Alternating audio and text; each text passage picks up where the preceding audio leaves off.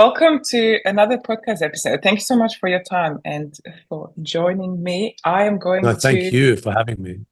I am going to shoot over some questions for you. So first of all, if you were to introduce yourself, how would you introduce yourself? What it is that you do and how long have you been doing this for? Yeah, it depends who I'm introducing myself to. Quite often when I speak to my new people that I make friends with, I don't really talk about work anymore. What an interesting thing. As much as it consumes my entire life, but that's the fact of it. It does consume my life. So because I'm talking to you, and I'm sure that your audience has a good understanding of the world of fitness and strength, my name is Sebastian Oreb, also known as the Australian Strength Coach. I've been in the fitness industry for the last 21 years. I'm a gym owner with that girl over there is one of my partners. That's my little sis-in-law, Dinny J. And we're here at my gym, actually at our gym. So this is called Base Gym, which we opened Base Gyms about 10 years ago now. I've been a personal trainer for the first decade of my career, working for commercial gyms like Fitness First. But then I moved on to what I thought was my lifetime goal, which was owning my own gym. And this opened up a whole bunch of new problems for me, mainly financially, which I didn't expect. I just thought life would be set after that, and it wasn't the case. And I don't want to say it's a bad business to own a gym, but just for me, the way that I did it, it wasn't working very well. So I closed the gym to public. So if you can see these people behind me, these are our coaches and our athletes. They're not paying to train here.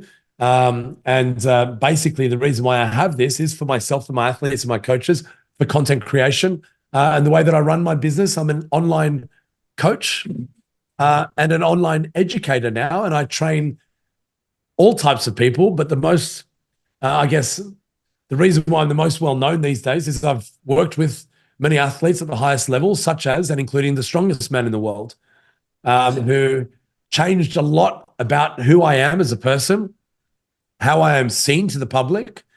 So Thor Bjornsson, I met him in 2016, and he asked me to be his coach, and I was very excited by the opportunity. And he asked how I would like to be paid, and I said to him, I would not like to be paid in money. What I would like to do is work with him until I make him number one in the world. And when he does that, we would go into business and sell a program together.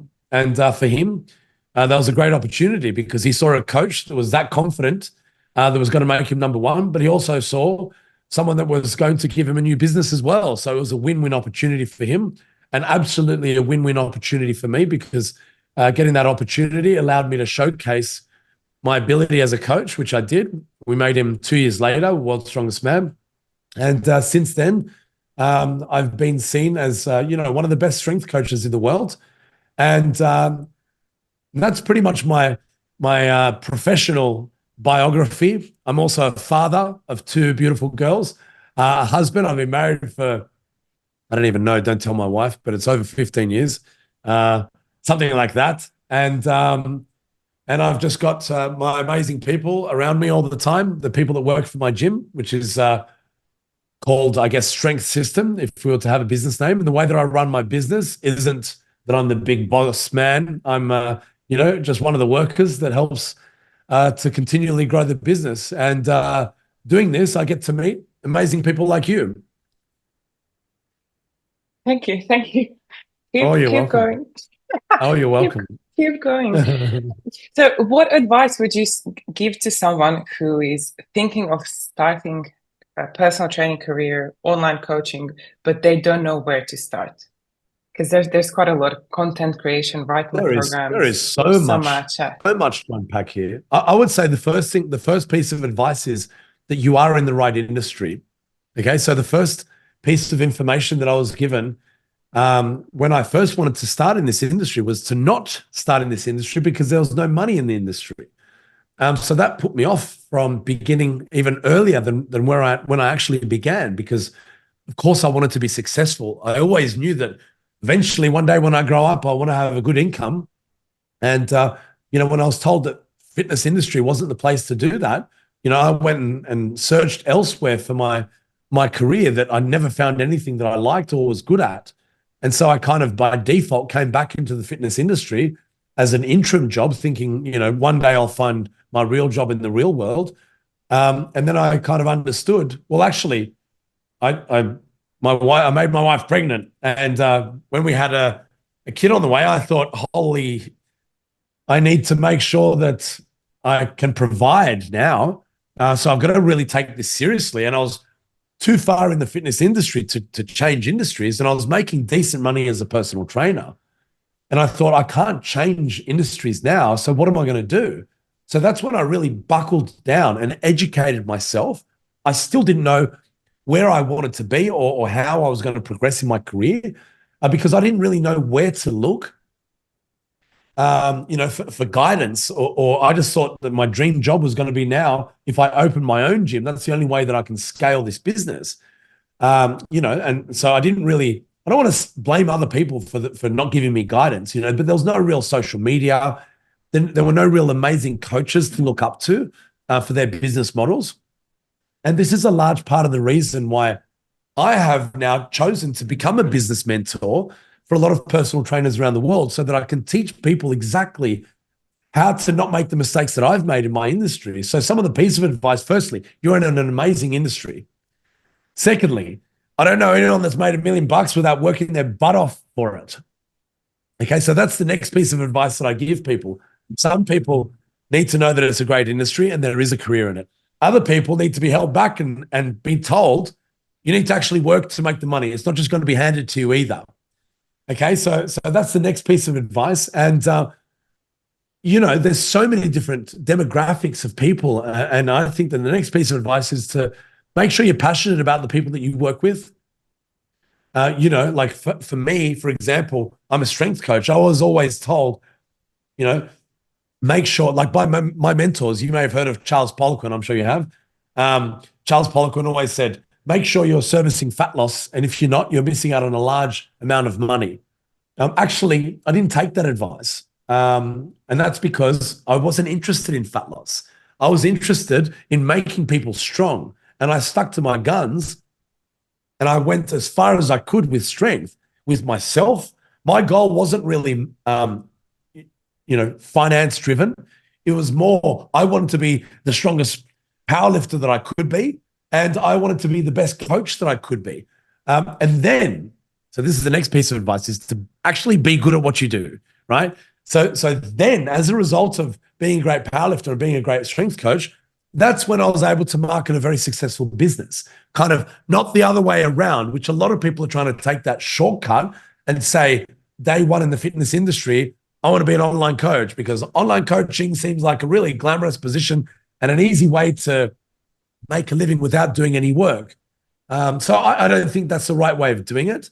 So yeah, there's my piece of advice. It's a great industry as long as you do the work and make sure that you love what you do. Have you ever had a mentor? You said you didn't have many people to learn from, but how did you learn? Were you reading books? Were you doing different courses? Were you doing seminars online or face-to-face? Where did you learn most of Such a great question. So when it comes to mentors, I guess, the first mentors that I had were personal trainers in my own gym. The first mentor that I had was a man named Jeff White. He was a professional strength coach. He coached a team called the South African Blue Bulls, which is a rugby team in South Africa, obviously. And I didn't know there was such a role as a strength coach. But when I heard this man had that title in my gym, I was intrigued and I employed him. And I paid him whatever he asked, which was it was double the amount that I was charging.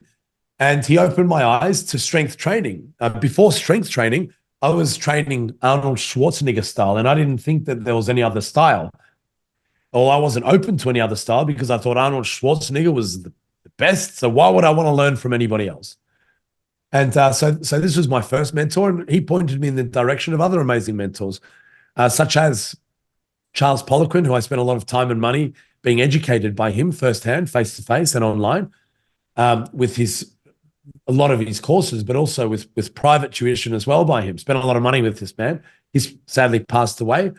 Since then, my next biggest, most influential mentor was a man by the name of Ernie Lillibridge Sr. and his son, Eric Lillibridge. So Eric Lillibridge, I originally sponsored him. He was the world record holding powerlifter in the 140 kilogram weight class. And I sponsored him to come to Australia for a world championship competition. And we were going to run a seminar.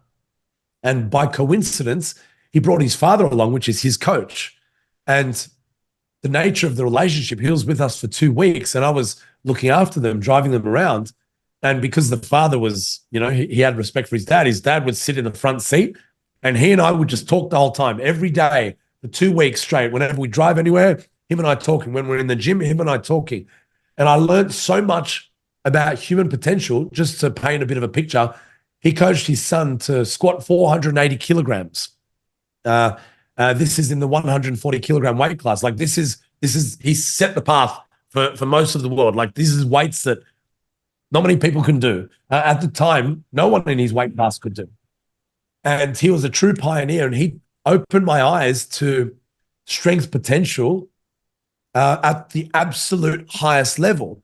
And if it weren't for meeting this man, I wouldn't know how to approach working with other people who I've worked with to achieve titles such as the world's strongest man. And these guys taught me so much about, not just about human potential, of course, but how the rules change. The program and the methods that got you from beginner to intermediate aren't going to be the methods that take you from intermediate to advanced, and are definitely not going to be the methods that take you from advanced to elite. And through working with guys like this, I was able to achieve great accolades in strength coaching. Now, here's the thing. Strength coaching, to be the strongest man in the world, you think about it, compare it to other sports. Who's the best basketballer in the world? I'm sure there's a long debate, but let's just talk about Michael Jordan. Michael Jordan is untouchable. I would never, maybe I'd meet him one day. I don't know. I'd get a photograph with him. Who's the best footballer in the world? Is it Ronaldo or Messi? I say Ronaldo. I'm sure there's people that will debate with that as well. But it's like these people are paid, I'd say they're billionaires. Like Michael Jordan's a billionaire. Ronaldo's a billionaire. The strongest man in the world, to win their competitions, it's like 100,000 US. Like, I'm not going to talk about how much money Thor's worth. He's very successful, of course, because he's worked that way. But it's not because he's been paid by any strongman organization a large sum of money. Like it would have been if he was a footballer or an NBA player or one of these elite sports. So unfortunately for the world of strength, it's not hugely funded, and it's a very small community. And, when you get to work with some of the highest level athletes, you get to rub shoulders with some of the greatest lifters and coaches of all time in our sport. And that's a really nice advantage to my industry, the industry that I'm in of strength. If I was in basketball, it's like saying I get to hang out with Michael Jordan and LeBron James and all of these guys. Like that's what I get to do in my sport. Like that's what these guys are to me. Next month, I'm traveling to Iceland to go and live with Thor Bjornsson to coach him for his next major competition. If this was another sport, it would just be, oh my God, this is rock star status. But to be honest with you, that's how I feel. I feel like I am a rock star when I'm hanging out with these people because it's my passion. It's what I love to do. And this is, I'd say Thor's not my mentor, but he kind of is. He teaches me a lot about human potential. The things that I'm working with Thor Bjornsson, people don't know. I don't know yet. Like he's achieving levels of strength that are unknown. And, now it's like, what a great opportunities. I get to be a pioneer now because, our next feat of strength, he's the world record holding deadlifter, which is 501 kilograms. Because of COVID, that record that he achieved was very controversial because it wasn't able to be done in competition. But his next challenge is to do that in competition, which ideally that's going to be this year. So we're going to be pushing that number up again, which is going to be achieving a number that no one on the planet has achieved before, which is a really exciting position for me to be in. So this is where I say, although I'm his coach, he also is a mentor to me. I look up to him greatly as an educator on life and human potential. So, I do have so many mentors in my life for different type of reason to the mentorship that I like to provide for a lot of the personal trainers that I work with. However, I do think that for the first decade of my career, I don't know if it was that I wasn't interested in looking for a mentor or I just didn't know it was there. But it's something that I absolutely recommend for everyone that's starting out in the industry. So you did ask what's some advice that I would give to upcoming coaches.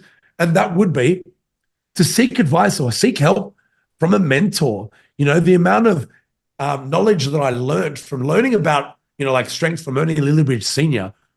accelerated my development as an athlete and as a coach more than double the speed. I would never have achieved the heights that I've achieved now without working with someone who had done it before. You know, had I guessed how to do it, I would have never have gotten here without learning from someone who had done it firsthand. So these are the types of things that I try and teach people. You know, and I don't claim to know everything, but I do know how to do a lot of great things. And those are the things that I teach the people that I work with. So I hope that answered your question about my mentors. There's a lot of them.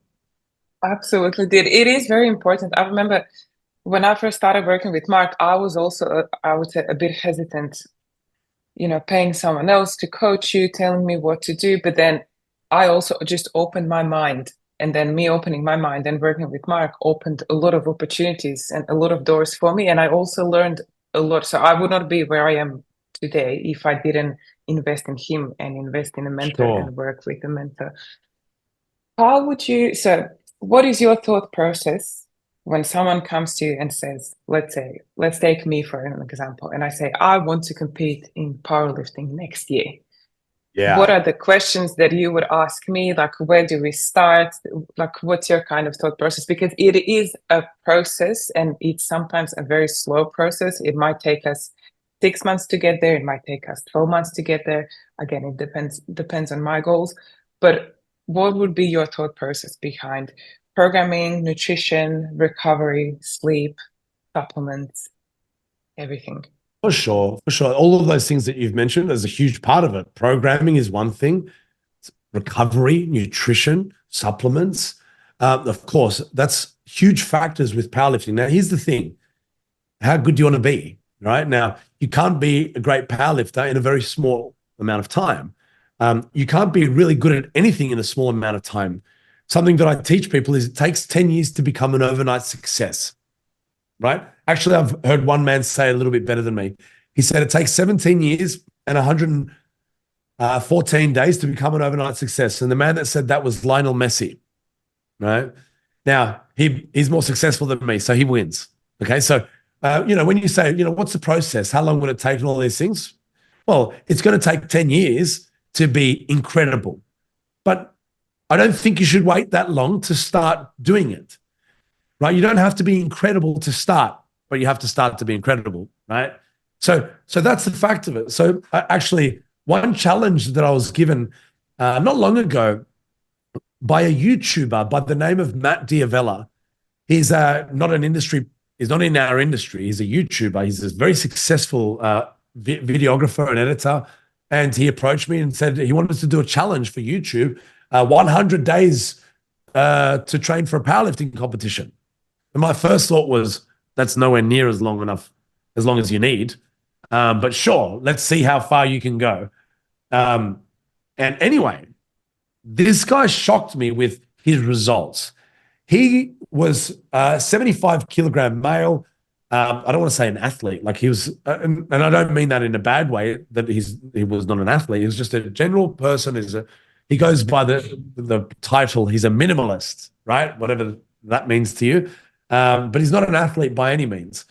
And he was very beginner with the way that he trained. He did a little bit of bodybuilding in his spare time. And we trained him to achieve numbers that took me like 10 years to achieve. So 75 kilo body weight, he squatted double body weight within that 3.5 month time. Double body weight took me 8 years to do as an industry professional. He also deadlifted 2.5 times body weight. So he got 200 kilogram deadlift at 75 kilos body weight. That's almost triple body weight. Like that number, 200 kilograms, took me it took me a decade to achieve that. And it's like, we got this in 3 months. How do we do that? And this is what I talk about with with employing a mentor in any part of your life. I'm not just doing this to advertise my services. Like, if you want to learn how to do something, you learn from someone who's done it before. That way you wipe out all the mistakes and you don't have to make those mistakes. You're learning from someone else's mistakes. And we were able to achieve. So I say, when you do that, you can learn in half the time. Half the time, he learned in like 1/20th the time that it took me. Like when you say, what are the considerations that we need to make? Well, the considerations that we need to make is what is the overall goal? Are the goals to be a world champion? Then I'm going to teach you, let's get started with a basic competition. There's no rush to do that. So maybe, I don't know, 6 months, you'll be really proud of yourself if we train really intelligently, gradually progress. This is the way that we don't rush the process. So I will say, training Matt Diavella for 100 days, he tore his pec in the process because it was like, we want the best result in this much time. We wanted that result, and that comes with risk. So, like if you came to me as a beginner and said, I wanted to do a powerlifting competition, I'd say, sure, let's see how you go in about 6 months' time. I think that's a decent amount where you can really prepare and really set a great number that you'll be really, really proud of. But by no means are you going to be a world champion that time. You're going to be a world champion 10 years, maybe, if you stick it out for that long. If you stick it out for that long, and if you do everything else right, which is, as you mentioned, the nutrition, the recovery, okay? The supplementation part of it depends which path you want to go down. Unfortunately, with strength sports, there's two main categories when it comes to supplementation, and that is tested and untested federations. If you came to me, I would absolutely say, do the tested federations, do not take drugs. That's not what I'm about. That's not what I'm going to recommend at all. Do the healthy thing. Because unfortunately, this is a large part of strength world, and people wanting really, really quick success this is when people turn to drugs, turn to things like performance enhancements and steroids, which are really not healthy, and people need to really learn about that topic. And unfortunately, I think a lot of young kids that look up to really, really high-level athletes, and they think, I want to be there now. It's kind of like it's unfortunately what a lot of people do, but it's not the best way of doing it. So anyway, that's a topic for another discussion altogether. But yeah, my process for teaching someone how to be a powerlifter is to gradually do it. I think from 0 to 6 months, I think that's a decent start to say, we can make you really proud of yourself in that time. You're going to achieve great results. Setting a time like that is good for not to break a world record, but to teach you what it feels like to lift in front of an audience and to lift in front of a judge and to follow and to be part of a competition. This is the healthy way of doing it. And this is a way that you can learn so much about yourself. And I encourage so many people, and a lot of people have this view of powerlifting that, I guess weights make you bulky, or powerlifters are out of shape, or whatever that might be. And I know that a lot of the best powerlifters in the world these days have really shifted the body image of the best powerlifters, because nowadays the best powerlifters are lean and they look amazing. And this is something that a lot of people should be looking up to now, not just this big, hairy, tatted up image that a lot of people in the past would have associated with powerlifting. So, when you do it right, powerlifting should be a healthy way to train, and it should be a healthy addition to your life. And that's how it should be done. Unfortunately, when it comes to extremes in anything is unhealthy, whether it's powerlifting or bodybuilding, okay, or anything, taking it to the highest level. Unfortunately, health can take a back seat when that happens. So my recommendation for anyone starting out is to not let that happen. To not let that happen. To never forget your health. Okay, and never forget the reason why we're doing this in the first place. The reason why we are choosing, a gym setting to train is to improve our health, and that needs to always be at the forefront. And that's the fact of it. If you want to actually be good, health should be a large component of your priorities, because, you know, if you're unwell, that's going to slow you down with your progression. It's going to stop how long you can actually do it for. To stick to it for 10 years, you absolutely need to factor in health, joint health, okay, mental health, you know, and physiological health as well. So those are, there's so much to open up with that. But if you're to ask my opinion on, do I think, Sebastian, do you think I should do a powerlifting competition? My answer is yes. I think everyone should. Everyone would benefit. You don't have to break a world record to do it. You don't have to be big, fat, and hairy and tattooed to do it. And I think that it's a really amazing way to challenge yourself. The reason why I got into it is because I was training with weights using the squat, bench press, and deadlift anyway. So most people that do train in a gym setting, you don't have to be a powerlifter to use those barbell exercises. They're the best exercises that we can use in the gym. So then all of a sudden they tell us there's a sport called powerlifting where you test those exact movements. It's like, oh, well, I'm doing them anyway. So sure, let's do it. So back to that question again. Do you think I should do it? The answer is yes, you should. Yes, absolutely. So for me, bodybuilding versus powerlifting, I prefer training for strength. And with my experience, I think training bodybuilding style has just given me body image issues, a little bit more negative things than positive things. So, what would you say to someone who is considering changing from training for bodybuilding to training for performance, powerlifting, getting as humanly strong as they possibly can? What would you say if I was to ask you? I'm just going to use myself as an example. I've competed, but now I want to focus more on strength. Where do I start? What should we Yeah. do? Yeah. You know, I love the comparison because bodybuilding, you know, and bikini modeling and fitness modeling, you know, like think of the word fitness model, that is unhealthy. Or it can, I shouldn't say it's unhealthy. It can be unhealthy, especially if it comes with body image issues, as well as, you know, complications with food. You know, like these are the common negatives to something that's supposed to be healthy. You know, and it's like, I'm not saying that strength is better than, you know, bodybuilding or vice versa. I'm just saying that's the extremes. Anything taken to the extreme is not healthy. Okay. So if you were to come from, you know, one sport that caused negative body image issues or disordered eating or something like that, I'm not saying that that's what you had. I'm just saying if anyone came from a sport that caused these things, I would be mindful of it coming into powerlifting. Okay, because that could go in the exact opposite direction where people say, and this is the problem with the fat loss industry.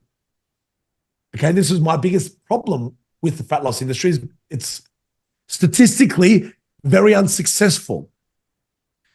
Okay, the amount of, you know, the before and after photos that we see, they look incredible. But it'll be really interesting to get those before and after photos and see where those people are now, you know, if they're still where that after photograph was. And it's usually, the answer is no. And the reason is because the after, the picture that they're using, the after photo, is not a sustainable way of living. You know, the after might be, you know, them in a bodybuilding competition on stage at a very low body fat percentage. That's like, being too lean is not healthy. You need some fat to live for your body function. You need some fat. So being too lean is not healthy. But that's the problem is people go from, oh, I'm sick of being too lean and dieting and all that stuff. I want to choose a sport where I don't have to do that. And then unfortunately, that can force them in the other direction. You know, so something that I teach a lot of people that I'm working with is to not put on too much weight. Okay, a little bit of weight gain, very slow amount of weight gain, that can be healthy. That can be really great. That shows, you know, something that I talk about with gaining weight or if your goal is gaining muscle, something that I talk about is 0.5% of body weight per week, whether it's fat loss or muscle gain in either direction. I kind of teach, if you're doing more than that, you're going too fast. Okay, so if you're 100 kilograms, which you're not, I'm just using that easy number 100. If you're going 100 kilograms, to go up half a kilogram each week, that's okay. Like, that's not guaranteeing that you're only putting on muscle mass, but I guarantee you if it's more than half a kilo a week, it's definitely not just muscle mass, right? So you don't want to go down the path of putting on too much body weight for the sake of, eat big, lift big mentality. Okay, so this is where it does become a problem, where I do see people making a shift away from bodybuilding into powerlifting, and then all of a sudden they get fat, because they're sick of, eating disorders. And it's like, you haven't fixed your eating disorder. You know what I mean? Like, what you're doing now is not healthier than what you were doing before. So this is something that I quite often encourage, especially if someone was making the transition from an aesthetics-focused sport to a strength-focused sport, is I try and teach them, have a look at the best athletes. Go and have a look at the best athletes in their weight classes. And have a look at their bodies. Like, they're not fat for a reason. It's because they focus on athleticism. They focus on the main tissue that's responsible for shifting loads is muscle, not fat, right? Not saying fat is bad. You need some fat, okay? And actually being heavier as a powerlifter can allow you to lift heavier weight. It absolutely can. But you're going to be competing up against other people that have higher amounts of body weight. And the ones that are doing it right, their higher amounts of body weight is usually muscle mass. And that's what you want. Okay, so everything slowly. Don't rush anything. This is the advice that I have for everyone. Don't rush anything. It's a saying, I forget the person where the quote came from. Slowly is the fastest way to get you to where you want to be. Right? And I couldn't agree with this more, especially when it comes to strength gain. It seems like it's such a slow thing and it's hard to achieve. It is. Anything good is. Okay, same with business, money. No matter what it is, if you want to achieve the highest levels of anything, you need to work your butt off and do it for a long time, and it's slow. And there's a reason why not a lot of people are doing it, and that's because it's hard, right? But it doesn't mean you can't do it, so these are the things that I try and teach people. And I'll use myself as an example. I haven't been a competitive powerlifter for a few years. I ended up being number one in my weight class, and I achieved my proudest lift that I achieved was an Australian squat record, which was 375 kilograms in the 110 kilogram class. Now, the reason I was proud of that is because 5 years before that, I remember seeing a lifter in Australia by the name of Nathan Jones squatting 370 kilograms. And I watched it, and I remember thinking, damn it, this guy's ruined it for all of us. Like, why am I bothering? I can't compete for this. Like, I know that squatting was my favorite lift. And at the time, I think my squat was about, I'd just done my first 300 kilogram squat or something like that, which I thought I'm really strong. And then when you see this guy come along with a 370, it's like, oh man, I thought I was good, but I'm not. Right? And it was a real kick up the butt for me. But I didn't stop working, and I kept on going, and I didn't actually think that I was working for that. It would have been a nice story if I thought, you know what, I'm going to get that number. I didn't think I was going to get that number, but I didn't think I was going to stop either. And I just thought, okay, I'm just going to see how high I can get. I don't think it's going to be there. Actually, another person who's largely to thank for me to actually achieving that is my mentor, Ernie Lillibridge Sr. He's someone who allowed me to really fast track my progression in that lift in particular. That's what his expertise was. And, and through spending time in the game, doing it slowly is the fastest way to get you to where you want to be. All of a sudden, I remember when I was, in the vicinity of that 370 kilogram record, and I remember thinking to myself, I can do this. Like, what the hell? Not in my wildest dreams. 10 years ago, if you said to me, you're going to do this one day, I would have thought, no way. Absolutely no way. It's physically impossible. But these are my little life lessons. It would have been really inspiring if I said to you, I knew I was going to get it, and I didn't stop until I got it, and I got it, and there's a life lesson for you. No, I didn't think I was going to get it. But yeah, I didn't stop working. And that's the life lesson. I love that. So the other day I was doing a Q&A and someone asked me, how do I stay disciplined when it comes to my work and coaching and just doing what I do? So my answer was, I mean, I always think of my upbringing and I love my parents and I love everything about me and my upbringing. But because I come from nothing, no matter how much I achieve, I just always think I can do better, I can do more, I want to progress. I think you will agree with me on this. When you see your potential, then you never stop working towards being the best version of yourself. And I know people might see you have a gym, you have a successful business, everything must, you know, work works perfectly your way, which we all know that on social media we only see sometimes we only share the highlights, but sometimes we also share the lows. How do you go through the low moments? Because I'm sure that you have them maybe often, maybe not as often, but what do you do? What keeps you going? Like, what keeps you motivated? What keeps you disciplined? I've had a lot. I've had a lot of low moments. And actually, I would say in my 20-year career, after 10 years, when I first opened my first gym, that's when I was doing very well before I opened the gym. And then I'll give you the first example. I was earning, as a personal trainer, I was earning $4,000 a week, doing 40 hours a week at $100 per session. I was making $4,000 per week, which was decent income for me. As a 30-year-old, and then I went to opening my gym, and all of a sudden my bills were $20,000 a month just for my lease. And it's like, okay, I'm not earning enough to pay that. What do I need to do?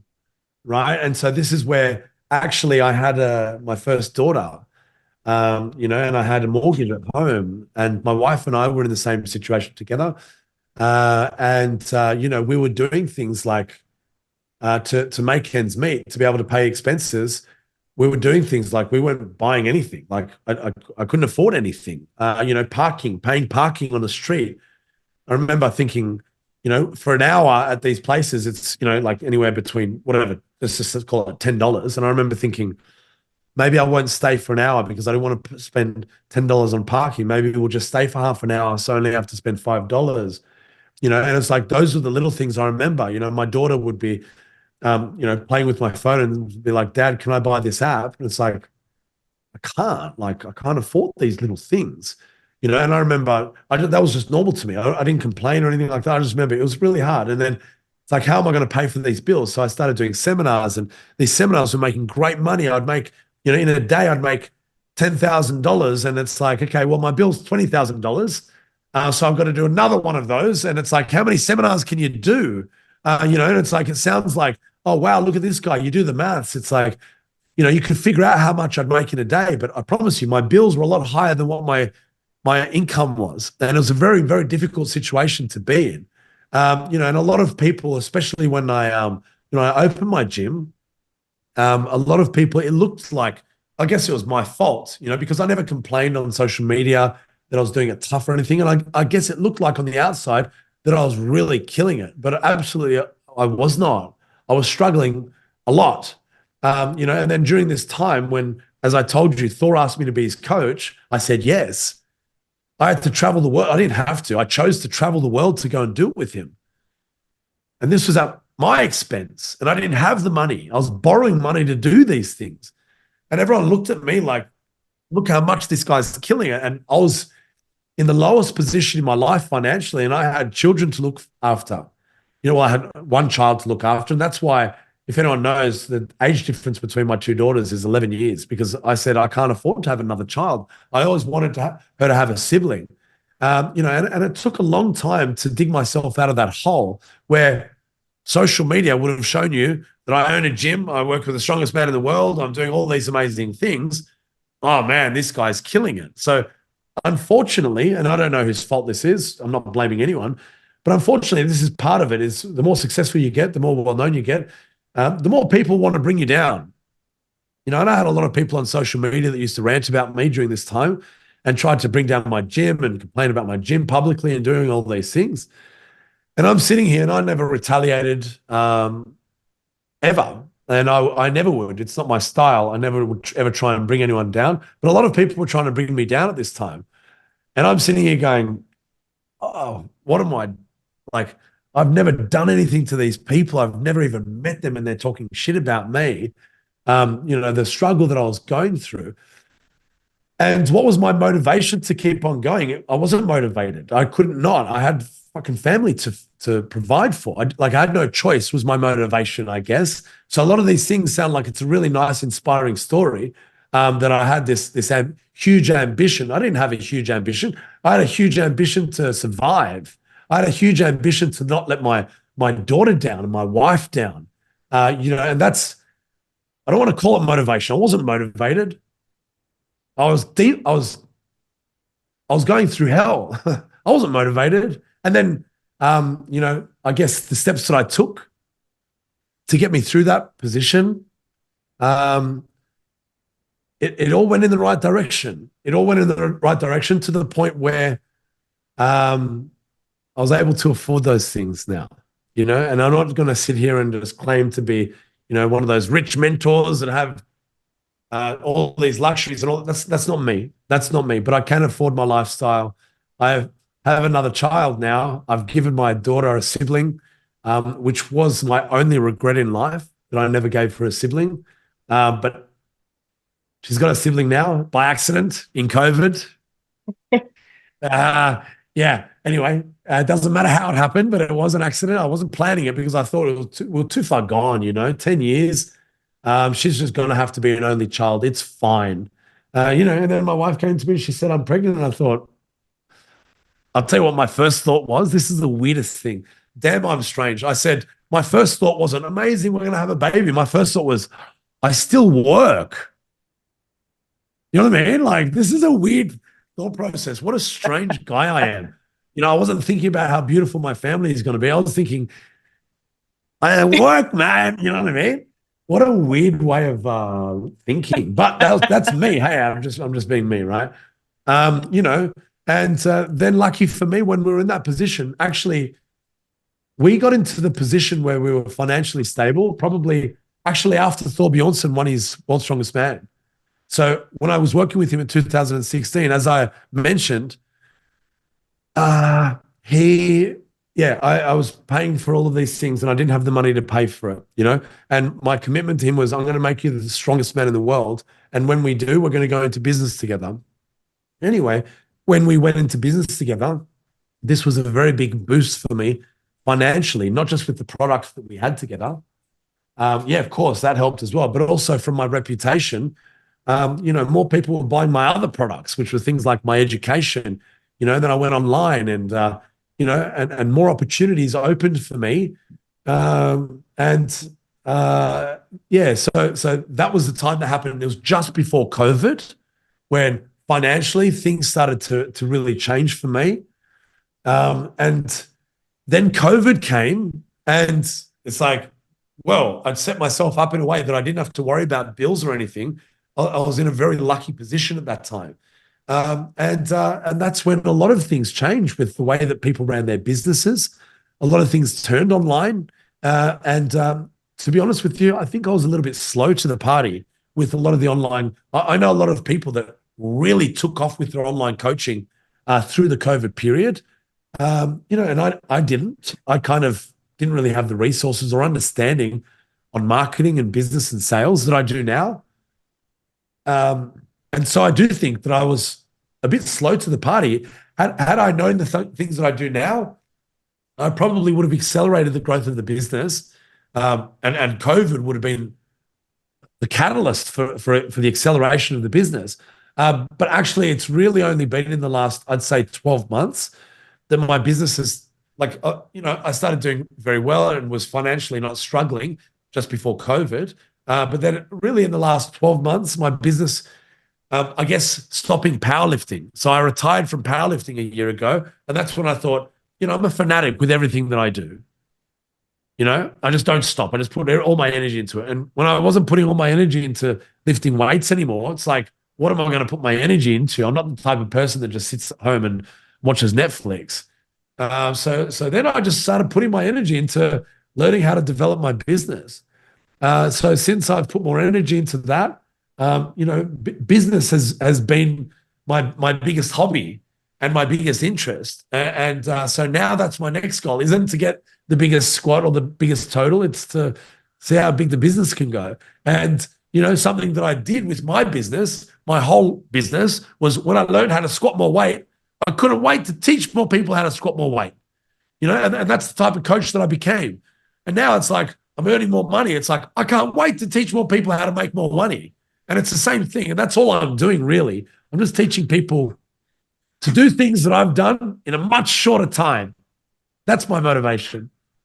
That's the motivation. Thank you so much for sharing that with me and with us, because often we only see the highlights, and not many people would openly express their emotions and feelings. So thank you for sharing that. Of course. Thank you for asking that question. The next thing that I wanted to talk about is social media. So how do you use your social media? Because sometimes some of my followers, they message me and they say, "Oh, like how can you post all the time? How are you not afraid of posting online? I want to do what you're doing, but I'm afraid of what other people will think of me." And I just say, like, just post. Who cares? Just post. Yeah. The people that will talk negatively about you, they will never sign up for your service. They will never pay for your service. You'll never make make money from them. You know what I mean. So what advice would you give to someone, or how do you use your social media for your business?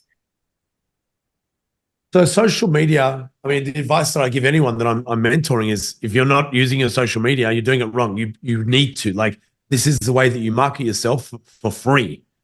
A lot of people before social media, I remember having a discussion with a friend not too long ago who doesn't like doing the whole social media. And he's like, well, what's another way of doing the social media thing? And I said, you can go and knock on everyone's doors in the neighborhood if you want to market your product. And it's like, well, that's, in my opinion, that's probably the only other way. And it's like, this is going to allow us to expose ourselves to a much larger audience. Like, that's how I met you. I'm in a different country to you, and it's like, this is the beauty of social media. It allows you to market your product to so many people. I mean, if that's your thing. For me, social media has only ever been about marketing. I've never really used it for, socializing, really. Of course, I do socialize on it, and I meet a lot of people on it, and I make a lot of friends on it, and, connect with a lot of people that I would have never have connected with if it wasn't for social media. So it is amazing in that way, but it absolutely is. Majority of the reason why I use it is for business.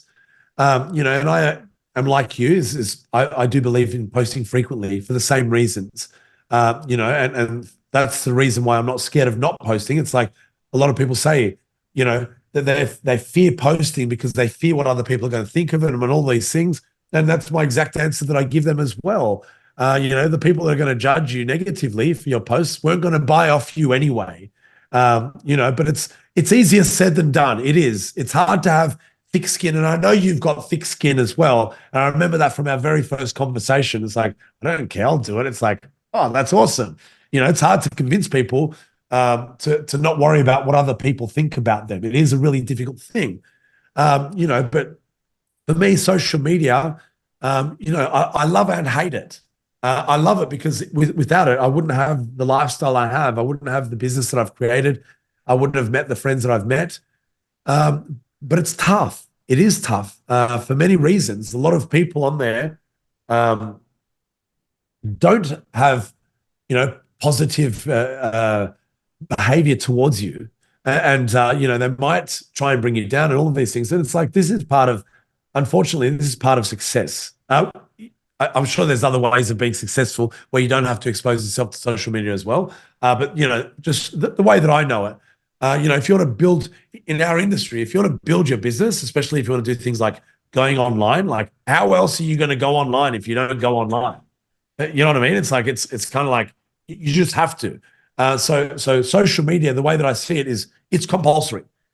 You should be doing it. And what's the best way of doing it? Well, when I look at the habits of the best people in the world is they're posting daily.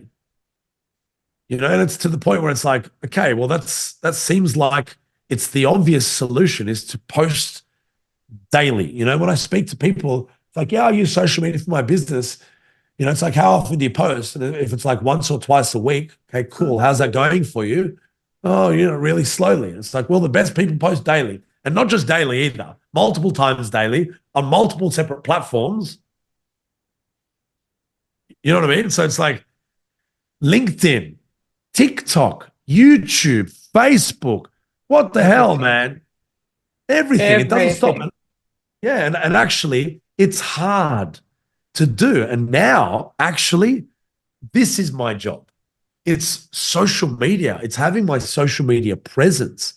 As a coach, I've got to coach people, but to grow, that's what I need to be thinking about is what am I going to be posting? I can't just think about today. It's like I've got today's post done and all that. It's like I've got to be proactive and think about, in advance, a week in advance, multiple posts daily across multiple platforms. So I'm very lucky that I'm in a position where I can employ people to help me do these things. And that's the thing. It's like, what about if you don't have, the finance to employ people to do it? Well, you have to do it like I did, which is do it yourself.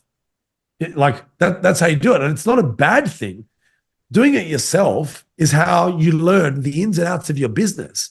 Then hopefully you're going to get to a point where you're too busy to do it yourself. Because when you're too busy to do it yourself, if you're charging the right amount of money, that means you're making enough money to go and employ someone to do it for you. And that's when your business goes, like slowly up to then you have the money to reinvest that money. A lot of people are, I'll say the word, tight asses, and they don't want to pay to expand on their businesses. And they say, no, I'll do that money myself. And it's like, if you pay someone to do that, the amount of time you're going to save yourself to do other things as well, it's going to accelerate your growth.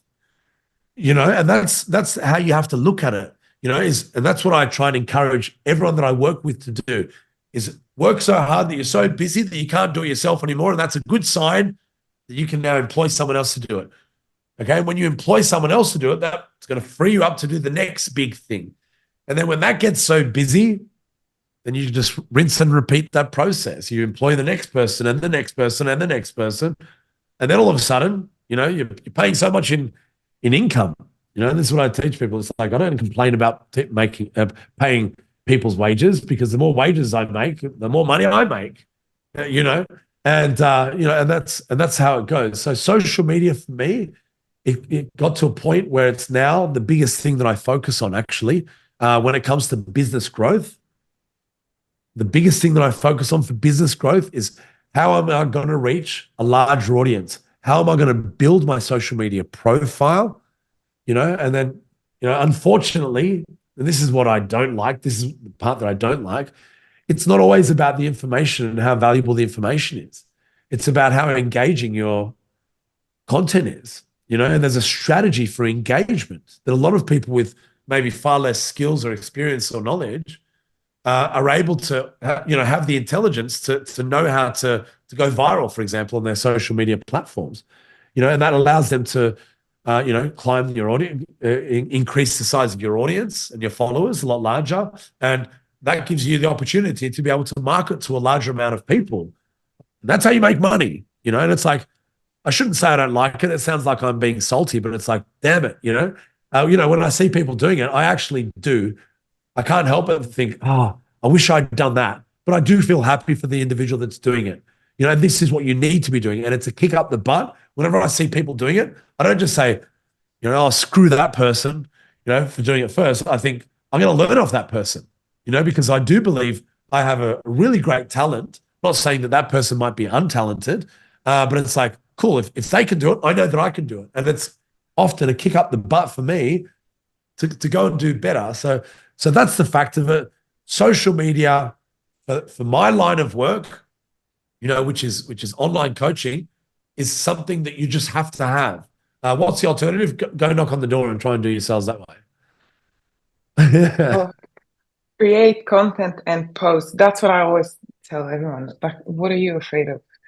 Judgment. I mean, you're going to be judged no matter what you do in life. So might as well, Unfortunately, that's how it goes. yeah, might as well do what you love. and be It's so good at true. it. Be good at So it. true. That's the most important thing. Well, I don't want to take too much of your time. So the final question that I have for you, what advice would you give to your younger self? If you can go back, I know it's a bit of a maybe silly question, but if you could go back 10, 15, 20 years in time, what advice would you give to yourself at that time when you're still young, but when you were younger? I'm definitely not as young as I once was, and there is definitely things that I wish that I knew back then, and that was to do the things like that I've just been mentioning that I was late to the party with, like developing social media. Like I was late to the party with social media as well. The power of social media and understanding. Like back when Instagram first came out, like it was a very easy way to build an audience when that first started, and I missed the boat with that. I don't want to say I missed it completely. I still got in at a very good time, to build the platform that I've got now, which is working for me really nicely. But doing things, understanding, I guess the best piece of advice would be to teach me before the advice that I was given that the fitness industry was a bad way to make money was the best piece of advice would have been to hear that this is the career for you. This is the career that's going to make you very successful beyond your wildest dreams. But you've just got to put in the work. And when you do put in the work, huge things are possible. Huge things are possible. As I said, I've been doing this for 20 years, and I don't want to say, wow, 20 years of being awesome. Hell no. The first 10 years of sucking. You know what I mean? Like I didn't know what I was doing. I thought I was good, and that was my problem. I thought I was better than what I was, which stopped me from learning from other people. And it's called the Dunning-Kruger effect, when you think you know more than you do. And this was my problem. So yeah, 20 years experience, amazing, amazing. Now, the first 10 years, I sucked. And that's largely to do with the advice that I was given in my early years that it's not a good industry. I didn't think I was going to stay in the industry. I thought it was my interim job, so I didn't take it as seriously. And that's something that I wish I never got that advice in the first place.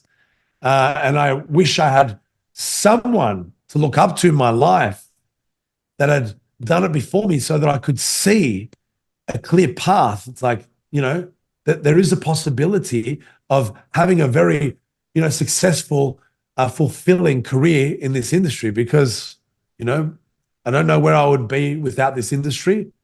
And I don't think I'd want to be anywhere else. I know I wouldn't want to be anywhere else. Look at what you're wearing. Look at what I'm wearing. I don't have a shirt and tie and a rigid suit that I have to go to and report to somebody. Damn, couldn't think of anything worse. But yeah, that's my piece of advice. This is an industry. It's an amazing industry, especially when you love what you're doing. And there is a way of kicking ass. And to kick ass, you need to work hard. And once you do, you'll be rewarded in the end. There's my advice to myself. Yeah. And you have to be a little bit delusional and a little bit crazy. Because sometimes I look at myself, and you probably look at yourself, and you think, like, God, to someone else, I would probably seem like a lunatic. Like, you don't have a life. All you do is film and work and post and do all these things. And I'm like, I wouldn't want it any other way. I wouldn't want it any other way. Being successful is not normal. It's It's not not the normal. norm. So yes, that's right. So when people say you're not normal, thank you. Thank you. No, Thank you. Because I'm not. correct. I'm not normal. I don't want to be normal. Don't want to be normal. Oh, I just want to say thank you so much for your time. Thank you for opening up. Thank you for allowing me to ask you all the questions. First podcast together via Zoom. Next one will be in person. So Love I should that. book. Love I that. should book my flights You can come to Sydney ASAP. anytime. This is your Thank you. house. Thank you. And if I come to Dubai, which I hope to do as well, I'll definitely be coming and Dubai, see you. Croatia, anywhere I am, you're more than welcome to. More than Amazing. welcome. Amazing. Great Oh, chatting with you, Anna. Thank you. And likewise, and I am going to wrap it up here, head over to the gym, finish all of my training that I need to do. And I will speak to you and see you very soon. Amazing. Speak to you real soon. Speak to you even sooner.